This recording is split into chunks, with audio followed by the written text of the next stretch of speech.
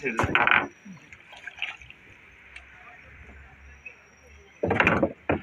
ಹೋಗೋದಲ್ಲ ಹೋದು ಯಾರು ಕೂಡ ಊಹೆ ಮಾಡೋದಕ್ಕಾಗೋದಿಲ್ಲ. ಮನುಷ್ಯ ಈ ಥರನೂ ಕೆಲಸ ಮಾಡ್ತಾರ, ಯಾವುದೇ ಅಪೇಕ್ಷೆ ಇಲ್ಲ.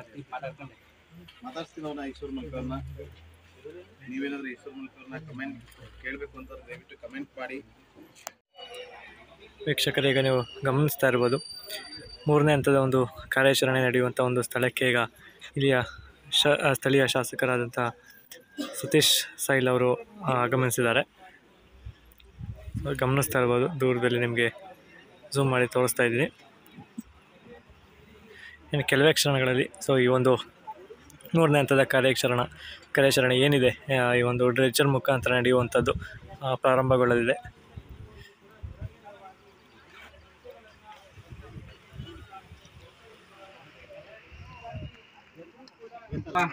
ನಾಗೇಂದ್ರ ಬಾಬು ಅವರು ಈ ಒಂದು ನೇರ ಪ್ರಸಾರದ ಒಂದು ಇದನ್ನ ಮುಂದುವರಿಸುವಂತ ಪ್ರಯತ್ನ ಮಾಡ್ತಾರೆ. ಇಲ್ಲಿ ನೋಡ್ತಾ ಇರಬಹುದು, ಈಗ ಪೊಲೀಸ್ ಅಧಿಕಾರಿಗಳು ಬಂದಿದ್ದಾರೆ. ಈಗ DYSP ಅಂದ್ರೆ ಈಗ ಉತ್ತರ ಕನ್ನಡ ಜಿಲ್ಲಾ ಪೊಲೀಸ್ ವರಿಷ್ಠಾಧಿಕಾರಿಯಾಗಿರುವಂತ ನಾರಾಯಣ್ ಅವರು ಕೂಡ ಸ್ಥಳಕ್ಕೆ ಬಂದಿದ್ದಾರೆ. ನೀವು ನೋಡ್ತಾ ಇರಬಹುದು, ನಾರಾಯಣ್ ಅವರು ಕೂಡ ಈಗಾಗಲೇ ಬಂದಿದ್ದಾರೆ. ನೋಡ್ತಾ ಇರಬಹುದು, ಜಿಲ್ಲಾಧಿಕಾರಿಯಾಗಿರುವಂತ ಲಕ್ಷ್ಮೀಪ್ರಿಯ ಮೇಡಮ್ ಅವರು ಕೂಡ ಈಗಾಗಲೇ ಬಂದಿದ್ದಾರೆ. ಈಗ ಎಲ್ಲ ಪರಿಕರಗಳನ್ನ ಯಂತ್ರಗಳನ್ನ ನೋಡ್ತಾ ಇರುವಂತದ್ದು. ಗಂಗಾವಳಿ ನದಿಯಲ್ಲಿ ಯಾವ ರೀತಿಯಾಗಿ ಕಾರ್ಯಾಚರಣೆಗೆ ಸಿದ್ಧತೆ ನಡೆದಿದೆ ಎಂಬ ಮಾಹಿತಿಯನ್ನು ಕೂಡ ಈಶ್ವರಣ್ಣ, ಇದೀಗ ಬೆಂಗಳೂರಿಂದನೂ ಸಹ ಸ್ಕೂಬಾ ಡೈವರ್ಸ್ಗಳು ಬಂದಿದ್ದಾರೆ ಅಂತ ಒಂದು ಮಾಹಿತಿ ಬಂತು. ಅದ್ರ ಬಗ್ಗೆ ಏನು ಹೇಳ್ತೀರಾ? ಹೌದು, ನಾವು ಇವತ್ತು ಬಂದಿದ್ದೀವಿ ಇಲ್ಲಿಗೆ. ನಾವೊಂದು ಬೇರೆ ಕಾರ್ಯಾಚರಣೆಯಿಂದ ನಾವು ಅವ್ರಿಗೆ ಮಾತು ಕೊಟ್ಟಿದ್ದೀವಿ. ಆ 3 ಮನೆಗೆ, ಲೋಕೇಶ್ ಮನೆಗೆ ಮತ್ತೆ ಜಗನ್ನಾಥ್ ಮನೆಗೆ, ಅರ್ಜುನ್ ಮನೆಗೆ ಸಹ ಮಾತು ಕೊಟ್ಟಿದ್ದೀವಿ. ಕೊನೆಯ ಬಾರಿಯಾಗಿ ನಾವು ಇಲ್ಲಿ ಹುಡುಕಾಡಲು ಪ್ರಯತ್ನ ಮಾಡ್ತಿದ್ದೀವಿ ಅಂತ. ಆದ್ರೂ ಸಹ ನಮ್ಗೆ ಇಲ್ಲಿ ಬಂದಾಗ ನಮ್ಗೆ ನಿರಾಶೆ ಆಯ್ತು. ನಿಮ್ಗೆ ಅನುಮತಿ ಇಲ್ಲ ಅಲ್ಲ ಮುಳುಗ್ಲಿಕ್ಕೆ ಅಂತ ಹೇಳಿದ್ರು. ಅವಾಗ ನಮ್ಗೆ ಏನಪ್ಪ, ಯಾಕೆ ಮುಳುಗ್ಲಿ ಅನುಮತಿ ಇಲ್ಲ, ಎಲ್ಲ ಡ್ರೆಸ್ಸರೇ ಮಾಡಿದ್ರೆ ಅಲ್ಲಿ ಮುಳುಗಿ ಮತ್ತೆ ಕೆಲಸ ಮಾಡ್ಲಿಕ್ಕೆ ಮತ್ತೆ ಸಿಲಿಂಡರ್ ಮುಳುಗ್ಲಿ ಕೆಲಸ ಯಾಕೆ ಕೇಳಿದಾಗ ಅವಾಗ ಬೇರೆ ಡ್ರೈವರ್ಸ್ ಬರ್ತಾ ಇದ್ದಾರೆ ಅಂತ.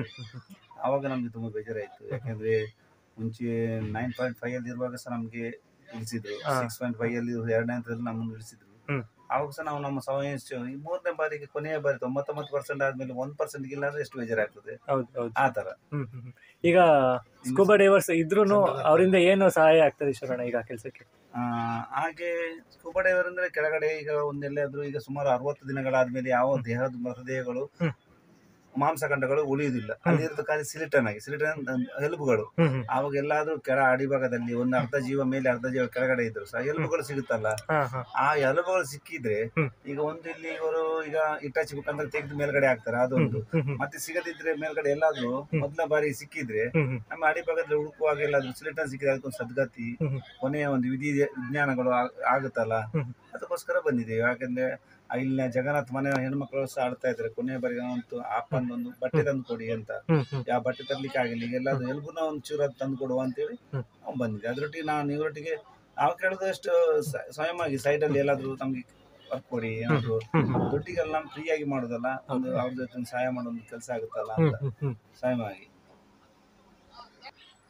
ಇದೀಗ ಈಶ್ವರಣ್ಣ, ಈ ಒಂದು ಕಾರ್ಯಾಚರಣೆ 3ನೇ ಹಂತದ ಒಂದು ಕಾರ್ಯಾಚರಣೆಗೆ ಹಿಂದೆ ನೆನ್ನೆ ಇಲ್ಲಿಯ ಶಾಸಕರಾದಂಥವ್ರು ಸತೀಶ್ ಸೈಲ್ ಅವರು ಹೇಳಿದ್ರು, 90-95 ಲಕ್ಷ ಈ ಒಂದು ಕಾರ್ಯಾಚರಣೆಗೆ 3ನೇ ಹಂತದ ಒಂದು ಕಾರ್ಯಾಚರಣೆಗೆ ಖರ್ಚಾಗ್ತಾ ಇದೆ ಅಂತ.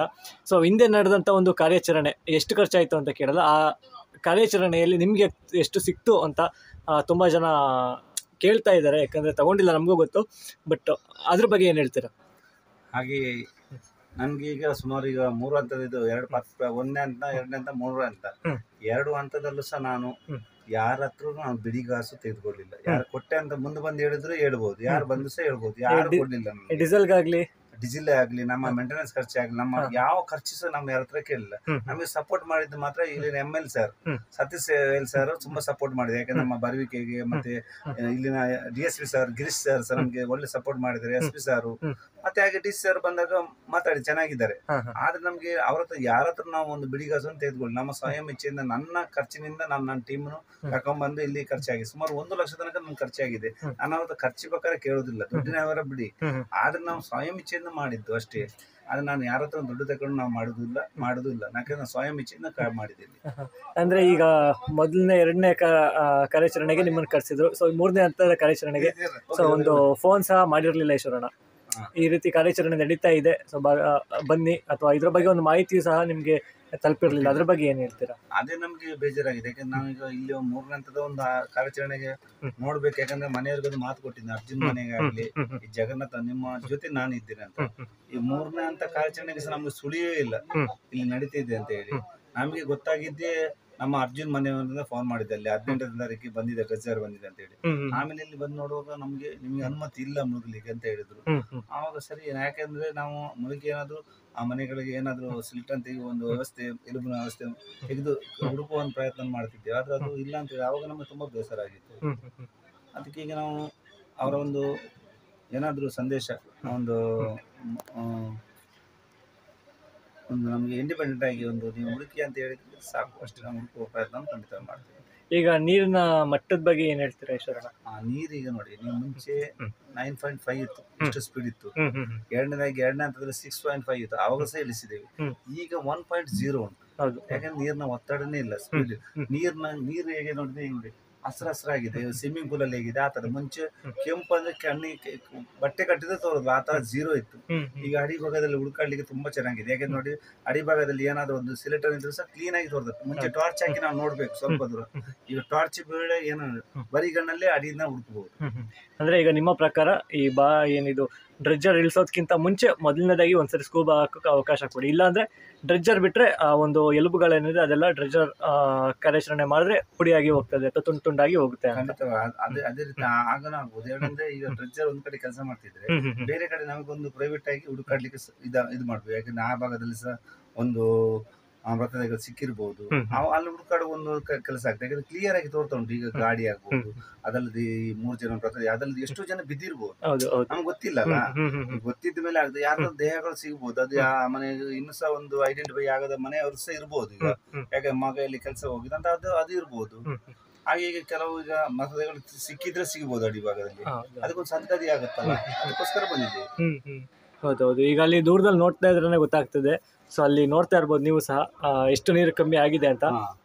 ಸೊ ಅಲ್ಲೆಲ್ಲ ಲಾಸ್ಟ್ ಟೈಮ್ ನೋಡಿದಾಗ ಅಥವಾ ಬೆಳಿಗ್ಗೆನೇ ನೋಡಿದಾಗ ಅಲ್ಲೆಲ್ಲ ತುಂಬ ನೀರಿತ್ತು. ಸೊ ಈಗ ನೀರು ತುಂಬ ಕಮ್ಮಿ ಆಗಿ ತುಂಬಾ ಕೆಳಗೆ ಇಳಿದಿದೆ, ಒಂದು 4ರಿಂದ 5 ಫೀಟ್ ಕೆಳಗೆ ಇಳಿದಿದೆ. ಖಂಡಿತ. ಈಗ ನೋಡಿ ಕಮ್ಮಿ ಅಂತ, ಈಗ ನೋಡಿ ಎಷ್ಟು ಕಮ್ಮಿ ಆಗಿದೆ ನೋಡಿ. ಕಮ್ಮಿ ಆಗಿ ತುಂಬಾ ಈ ವರ್ಷದಲ್ಲಿ ಅಮಾವಾಸ್ಯೆ ಅಂತ ಹೇಳಿದ್ರೆ ಆತ ನಮಗೆ 15 ದಿವಸ ಎಷ್ಟು ಕಮ್ಮಿ ಅಂದ್ರೆ ತುಂಬಾ ತೀರಾ ಕಮ್ಮಿ ಆಗಿದೆ. ಕೆಳಗಡೆ ಅಲ್ಲಿ ನಡ್ಕೊಂಡು ಬರ್ಬೋದು ಅರ್ಧ ತನಕ. ಈಗ ಅಡಿಯಿಂದ ಅರ್ಧ ನಡ್ಕೊಂಡು ಹೋಗ್ಬೋದು, ಆ ತರ ಇದೆ. ಈಗ ಹುಡುಕಾಡ್ಲಿಕ್ಕೆ ತುಂಬಾ ಉಪಯುಕ್ತವಾಗಿದೆ ಈ ಜಾಗ. ಇಲ್ಲಿ ಮಳೆಗಾಲದಲ್ಲಿ ಗುಡ್ಡ ಕುಸಿತ ಆಗಿತ್ತಲ್ಲ, ಅವಾಗ ಕೆಲವು ಸಿಕ್ಕದ, ಕೆಲವು ಸಿಗ್ಲಿಲ್ಲ. ಇದರಲ್ಲಿ ಕೇರಳದ ಒಂದು ಲಾರಿ ಇದೆ ಅಂತ ಅವರಿಗೆ ಮಾಹಿತಿ ಇದೆ. ಅದನ್ನು ಮಣ್ಣು ತೆರವು ಮಾಡಿ ಅದನ್ನು ಹುಡುಕಿ ಕೊಡಬೇಕು. ನಿಮ್ಮ ಪ್ರಕಾರ ಹೇಗೆ ಸರ್? ಈಗ ಫಸ್ಟ್ ಬಾರ್ಜ್ ಕೆಲಸ ಮಾಡಿದ್ರೆ ಒಳ್ಳೇದು ಅಥವಾ ಅದಕ್ಕೂ ಮುಂಚೆ ಸ್ಕೂಬಾ ಹಾಕಿ ಒಂದ್ಸರಿ ಹುಡುಕಿದ್ರೆ ಒಳ್ಳೇದು ಅಂತ ಹೇಳ್ತಾರೆ? ಕೆಲಸನೇ ಇದು ಮಣ್ಣು ತೆಗೆದು ಡಂಪಿಂಗ್ ಬಾರ್ಜಿಂದ ಡಂಪಿಂಗ್ ಇದೆ. ಅಲ್ಲ, ಈಗ ನೀವು ಈ ಒಂದು ಇಲ್ಲಿ ಪಂಟೂನ್ ಇದೆ, ಪಂಟೂನಲ್ಲಿ ಕ್ರೇನ್ ಒಂದಿದೆ, ಹಿಟಾಚಿ ಒಂದಿದೆ. ಹಿಟಾಚಿಯಿಂದ ಈಗ ಮಣ್ಣು ತೆಗಿತಾರೆ, ಮಣ್ಣು ತೆಗೆದು ಡಂಪಿಂಗ್ ಬಾರ್ಜ್ ಇದೆ, ಡಂಪಿಂಗ್ ಬಾರ್ಜ್ ಕ್ರೇನ್ ಇದೆ. ಕ್ರೇನ್ ನಲ್ಲಿ ಕಲ್ಲು ಯಾವುದೇನಿದ್ರು ಬರ್ಬೋದು, ಟಿಂಬರ್ ಅದು ಕೂಡ ಆಗುತ್ತೆ, 2 ಬರ್ತದೆ. ನಂತರ ಲೋಡ್ ಆದ ನಂತರ ಬೇರೆ ಕಡೆ ಡಂಪ್ ಮಾಡ್ತಾರೆ, ಪುನಃ ಖಾಲಿ ಮಾಡಿ ಮತ್ತೆ ಬರೋದು ಸಿಗುತ್ತೆ. ನಮ್ಗೆ ಸಿಕ್ಕಿದ್ರೆ ಬಯಸಲ್ಸ್ ಅಲ್ಲೇ ಇದು ಮಾಡೋದು, ಸ್ಟಾಪ್ ಮಾಡಿ ಮುಂದೆಲ್ಲ ಮತ್ತೆ ಏನಾದ್ರು ಹುಡುಗರು. ಈಗ ಸರ್ ನೀವು ಬಾರ್ಜಲ್ಲಿ ಕೆಲಸ ಮಾಡಿರೋದ್ರಿಂದ ನಿಮ್ಮ ಎಕ್ಸ್ಪೀರಿಯನ್ಸ್ ಮೇಲೆ ಕೇಳೋದಾದ್ರೆ, ಈಗ ಮೂಳೆ ಏನಾದರೂ ಕೆಳಗಡೆ ಸಿಕ್ಕಾಕೊಂಡಿದ್ರೆ ಈಗ ಬಾರ್ಜ್ ಮುಖಾಂತರ, ಈಗ ಡ್ರೆಜ್ಜರ್ ಮುಖಾಂತರ ಮೇಲೆ ಇತ್ತಿದ್ರೆ ಏನು ಆಗ್ಬೋದು? ಮೂಳೆ ಏನಾದ್ರು ಪುಡಿ ಆಗುವಂತ ಚಾನ್ಸಸ್ಗಳು ಇದೆಯಾ? ಹೌದು, ಗ್ರಾಫ್ ಹಾಕ ನಂತರ ಅದು ಪುಡಿನೇ ಆಗ್ತದಲ್ಲ. ಹೊಕ್ಲೈನ್ ನಡಿ ಸಿಕ್ಕಿದ್ರೆ ಅದು ಮಣ್ಣು ನಡಿ ಸರಿ ಹೋಗಿ, ಗ್ರಾಫ್ ನಲ್ಲಿ ಹೀಗೆ ಬ್ಲಾಕ್ ಮಾಡ್ತದೆ. ಅದರಲ್ಲಿ ಇದ್ದಾವೆ ಸರಿ, ಮಣ್ಣು ಮಧ್ಯದಲ್ಲಿ ಸಿಕ್ಕಿದ್ರೆ ಸರಿ ಬರೋದು. ಅರ್ಧ ಬಾಡಿ ಗ್ರಾಫ್ ನಲ್ಲಿ ಸಿಕ್ಕಿದ್ರೆ ಅರ್ಧನೇ ಇದ್ದಾವೆ, ಅರ್ಧ ಬರೋದು. ವೀಕ್ಷಕರು, ಇದೀಗ ನಿಮಗೆ ಕಾಣಿಸ್ತಾ ಇರ್ಬೋದು ಅಂದ್ಕೊಳ್ತೀನಿ, ದೂರದಲ್ಲಿ ನಿಮಗೆ ಝೂಮ್ ಮಾಡಿ ತೋರಿಸ್ತಾ ಇದ್ದೀನಿ. ಆ್ಯಕ್ಚುಲಿ ಆ ಒಂದು ದೊಡ್ಡ ಒಂದು ಬಾರ್ಜ್ ಏನಿದೆ ಅದು ಬಂದು ಮರೆಯಾಗಿದೆ.